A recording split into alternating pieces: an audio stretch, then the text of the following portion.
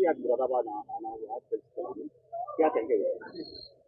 देखिए, पूरे देश में जो एनडीए और बीजेपी के राज्यसभा लोकसभा सांसद पूरे देश में हर लोकसभा क्षेत्र में जहां भी हमारे सांसद हैं एनडीए के या भारतीय जनता पार्टी के, वो सांसद खेल प्रतियोगिता का आयोजन होता है हर वर्ष। प्रधानमंत्री नरेंद्र मोदी जी की प्रेरणा से ये कई वर्षों से सांसद खेल प्रतियोगिता हो रही है। क्योंकि मैं यहाँ हमारा कोई जनप्रतिनिधि लोकसभा में नहीं है, तो उस नाते मुझे यहाँ खेल सांसद प्रतियोगिता कराने का दायित्व सौंपा गया था।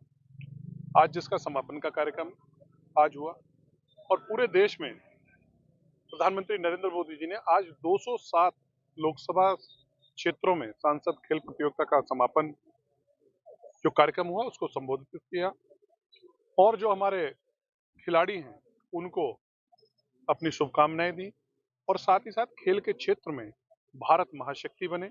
और पिछले कुछ वर्षों में जब से एनडीए की सरकार आई है, नरेंद्र मोदी जी इस देश के प्रधानमंत्री बने हैं, जिस तरीके से लगातार चाहे ओलंपिक हो, चाहे हमारा राष्ट्रमंडल खेल हो, चाहे हमारे एशियन गेम हो, जिस तरीके से पदकों की संख्या बढ़ी है, नरेंद्र मोदी जी लगातार उत्साह बढ़ाने का काम कर रहे हैं। और खासतौर से जो हमारा भविष्य है, यूथ है जो हमारा, उसको खेलों में भागीदारी उनके लिए उनको प्रेरित करने का काम नरेंद्र मोदी जी लगातार कर रहे हैं। और उसी के लिए पूरे देश में हर लोकसभा क्षेत्र में जहां एनडीए के सांसद हैं, वहां सांसद खेल प्रतियोगिताओं का आयोजन किया जा रहा है। और इसमें लगभग 1 करोड़ से ज्यादा खिलाड़ियों ने रजिस्ट्रेशन किया। मुरादाबाद में भी करीब 20,000 से ज्यादा यहाँ खिलाड़ियों ने इसमें अपना रजिस्ट्रेशन किया और ब्लॉक स्तर पर इसके आयोजन हुए और आज जिला स्तर पर इसका समापन हो गया। बात खेल की हो रही है, आईपीएल होना है। जो बांग्लादेशी खिलाड़ी उनको लेकर के सोशल मीडिया पे बहुत उनका विरोध हो रहा है। ये कारण पर ना खिलाया जाए, बात खेल नहीं कर रहे हैं, इतना मतलब विपक्ष भी कुछ नहीं बोल रहा। आपकी तरफ से क्या रहेगा?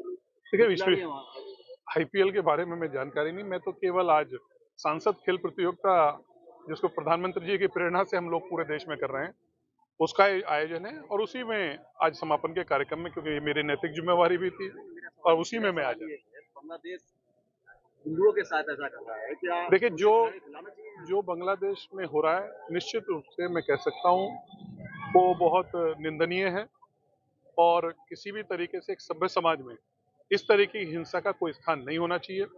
भारत सरकार अपने स्तर पर लगातार अपना विरोध, अपना प्रोटेस्ट दर्ज करा रही है। जो एक हमारा राजनीतिक जो हमारे संबंध है उनके माध्यम से लगातार हम अपना प्रोटेस्ट कर रहे हैं और बांग्लादेश से कई बार भारत सरकार ने कहा कि इस तरीके की घटनाएं नहीं होनी चाहिए, ये दुर्भाग्यपूर्ण है। सर, राज्यसभा सांसद संजय सिंह लोकतंत्र बचाओ वोट चोरी बचाओ का लेके रैली निकालने लगातार 3 दिन से पद यात्रा निकल रही है। देखिए अभी लंबी बहस हुई, 10-10 घंटे की बहस हुई। कांग्रेस ने वहां डिबेट मांगी, हम लोगों ने पूरी वहां 10-10 घंटे डिबेट की। रात को 2 बजे तक हम लोग बैठे इस चर्चा में। उन्होंने भी अपनी बात रखी, हम लोगों ने भी अपनी बात रखी। जो वोट चोरी की चर्चा कर रहे हैं, लेकिन वोट चोरी जिन्होंने इस देश में शुरुआत की, वो खुद वोट चोरी की चर्चा मांग रहे थे। इसमें मुझे भी बोलने का मौका मिला। हम लोगों ने एक बात रखी थी, इस देश में पहला इलेक्शन हुआ 1952 में, 1952 में पहला आम चुनाव इस देश में हुआ। बाबा साहब अंबेडकर 1952 का चुनाव लड़े और 1952 में इस देश में सबसे पहली वोट चोरी हुई। 1952 के जो बाबा साहब चुनाव लड़े, उसमें 74,000 वोट इनवैलिड बाबा साहब की कर बाबा साहब की वोट चोरी करके बाबा साहब को वो चुनाव हराया गया। इसके बाद आचार्य कृपलानी वो चुनाव लड़े फैजाबाद से। जब वो फैजाबाद से 1952 में चुनाव लड़े तो बैलगाड़ियों से वो बॉक्स आते थे, तो उस समय जब बॉक्स वहां आए जमा होने के लिए, तो उनके ताले टूटे हुए थे और जो बाहर जिस प्रत्याशी का उस समय नाम लगता था वो भी चेंज हुए थे। तो वोट चोरी की इस देश में अगर शुरुआत किसी ने की तो वो कांग्रेस की सरकार ने की, ये भारतीय जनता पार्टी ने नहीं। हम तो देश को सुरक्षित, देश को विकसित 2047 तक विकसित भारत का संकल्प लेकर आगे बढ़ रहे हैं। लेकिन वोट चोरी करने का काम, लालच देने का काम अगर इस देश में किसी ने किया, तो सबसे पहला जब चुनाव हुआ आचार्य कृपलानी, जब तीसरा आम चुनाव हुआ तो उत्तरी मुंबई से वो लड़े। पहली बार जब मेनन जी उनके सामने चुनाव लड़े तो साड़ी, पैसा, कपड़ा अगर कहीं बांटा गया तो इस देश में सबसे पहला चुनाव था जो मेनन जी कृपलानी जी के खिलाफ चुनाव लड़े। कांग्रेस ने उस समय इस देश में पहली बार पैसे से वोट खरीदने का काम, वोट चोरी करने का काम कांग्रेस ने किया। आखिरी सवाल सर, मुंबई में उद्धव ठाकरे और राज ठाकरे ने आज प्रेस वार्ता की है। उसमें उन्होंने कहा है कि सबसे बड़ी लड़ाई है मुंबई को बचाने के लिए, दिल्ली वालों से मुंबई को बचाना है।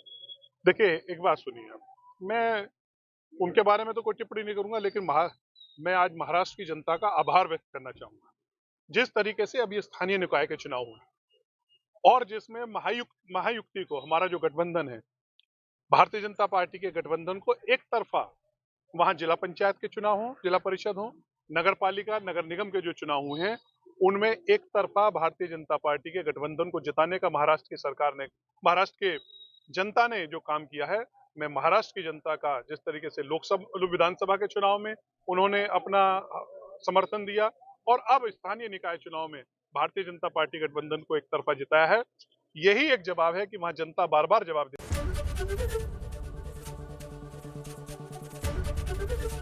एबीपी गंगा, खबर आपकी, जुबान आपकी।